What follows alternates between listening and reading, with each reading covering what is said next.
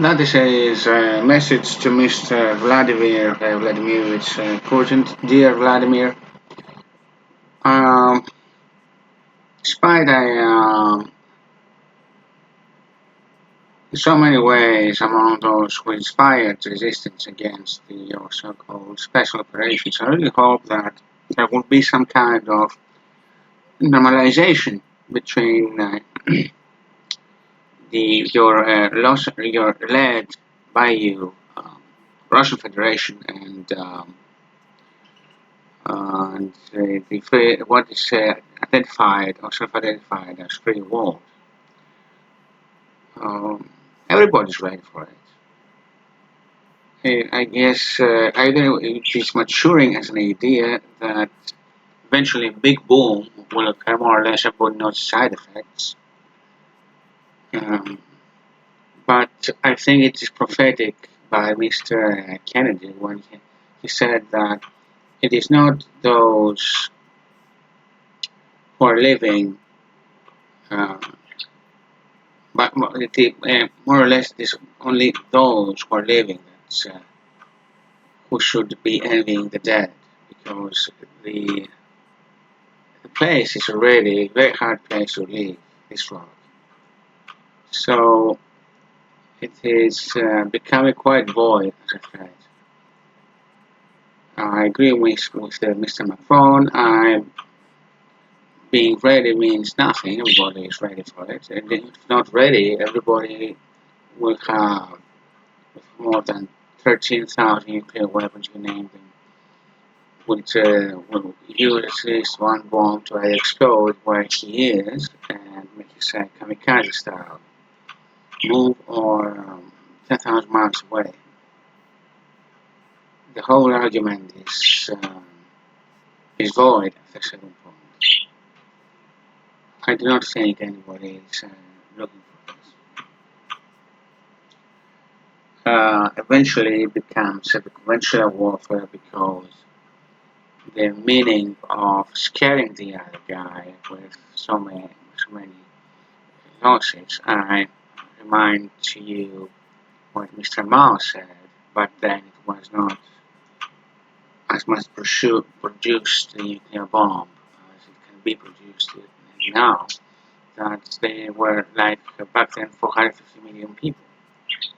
Use them all. This kind of totalitarian effects could be named the World Wars there. So I'm not really scared. I'm not saying that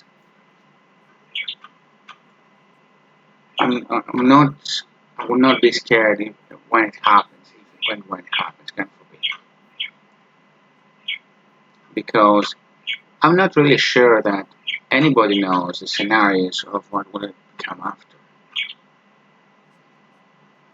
So this is why everybody loves anthropologists and the official criminal authorities, anti-crime authorities, to figure out and get some kind of simulation models and blah blah. And not consider what we all see high or low on an everyday basis, no matter what we are. And of course, at, when it comes to a total war of this magnitude, we are asking Mr. Homo sapiens and relative species about what they would do after the big boom, which means the end of civilization as we know it. And of course, whoever is civilized is supposed to be also more powerful in every way.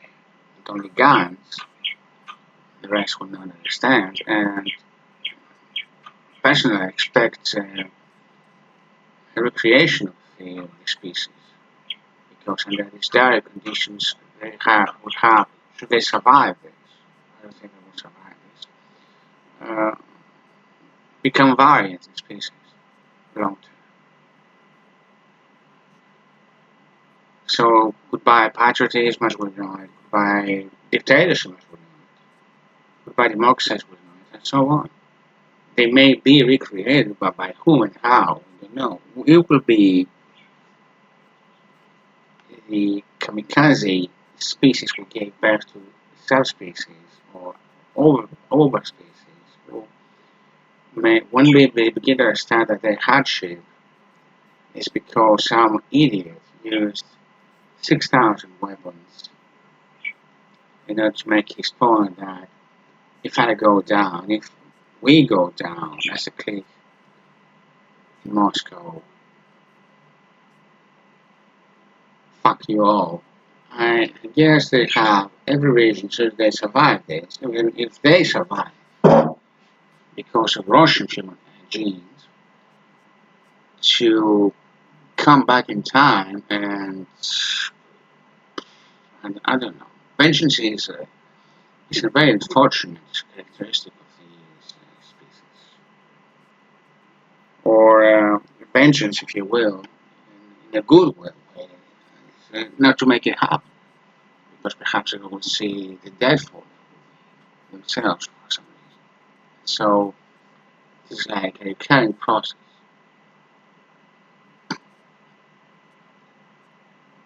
More or less in this kind of